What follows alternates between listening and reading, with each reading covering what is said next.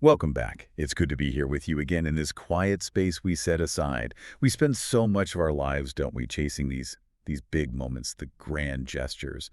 But so often, we walk right past the small things, the quiet gestures that hold this incredible, almost hidden brilliance. And today, well, we're doing a deep dive into maybe the simplest one of all, a hug. Just a true embrace. Our sources, they look at everything from social custom to psychology, and they're really asking us to unpack the profound, almost sacred nature of what's happening there. It's just two arms, a brief moment, this little circle of warmth. What's our mission here? To understand why that simple architecture can be so powerful. It's a great question, and it's the first one the sources really tackle.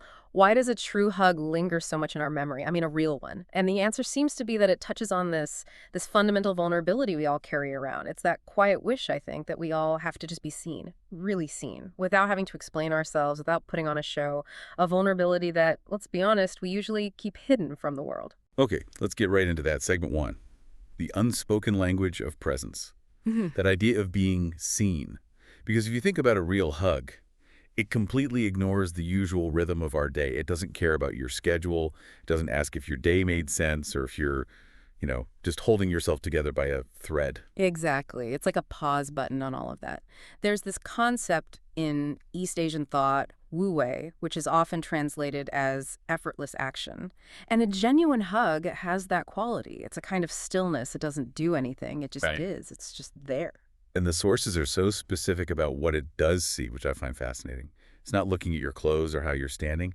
It sees your breath, the rhythm of it. It sees your exhaustion. It even sees your courage just for showing up and maybe, that little bit of trembling inside that you're trying to hide. Yes.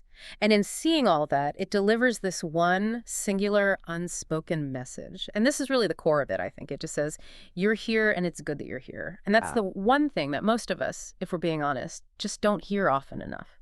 We're always being judged on our performance, our utility. Yeah, our usefulness. Yeah. But this is different. This is about inherent worth. But to get there, we have to make a distinction the sources are very clear about.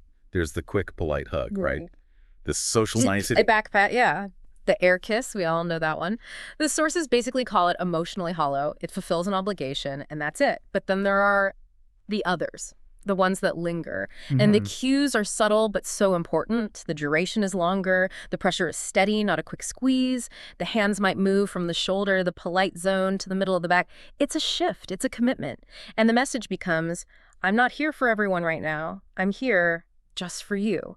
That intentionality is everything. That intentional presence. That's the perfect phrase for it. And it brings us right into the second segment, what our sources call the sacred anatomy of a hug.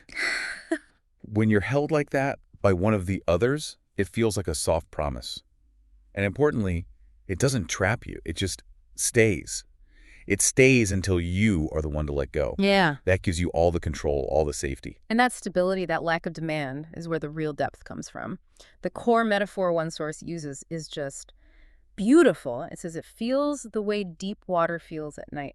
Wow. Yeah, think about that. Deep water at night, it's quiet, it's vast, and you know it holds so much more than what you can see on the surface. You touch it gently, right? With a kind of respect for its depth and its mystery. So the hug is acknowledging the other person's inner depth, their hidden complexity. What's precisely? It's acknowledging everything under the surface. And when someone holds you like that, something rare shifts. You feel understood.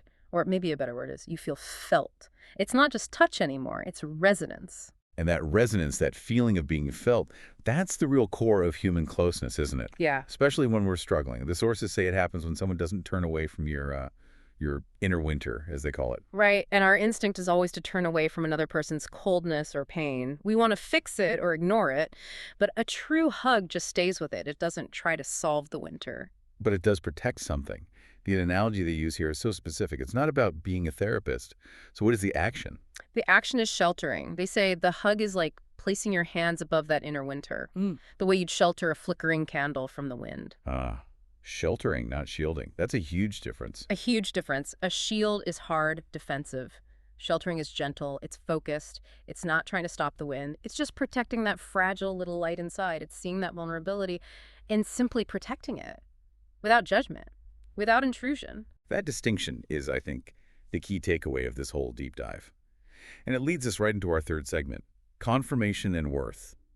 Because when you strip away all the beautiful language, the quiet truth is that Well, we're still just human. In a world of noise and deadlines and pressure, we're still biological creatures who just need warmth. We do. We need it. We need to remember that our hearts weren't just built for survival, for meeting quotas. They were built for connection, for tenderness. A hug is like a biological reset, the oxytocin, the calming of the nervous system.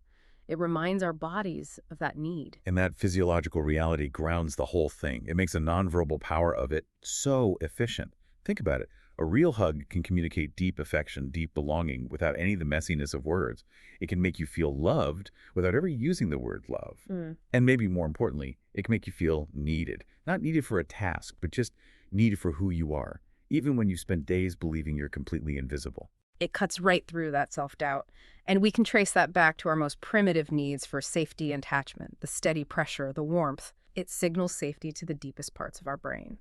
Which brings us to the final definition of what a hug really is. Beyond the physics of it, it's a confirmation, the ultimate confirmation that someone notices you exist and that they are genuinely glad that you do. A confirmation of being, not of doing. Exactly. Your worth isn't in your achievements, it's just in the fact that you are here right now.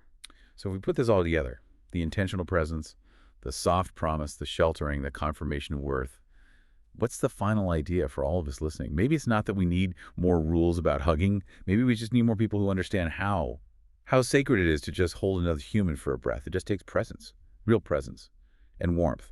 And a moment where two lives can touch without fear and without wanting anything in return. That lack of expectation is everything. And it puts the focus on the person giving the hug, doesn't it?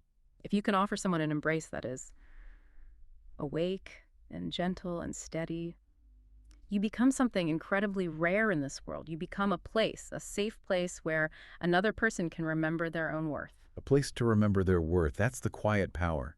The ability to restore someone with such absolute simplicity. It is.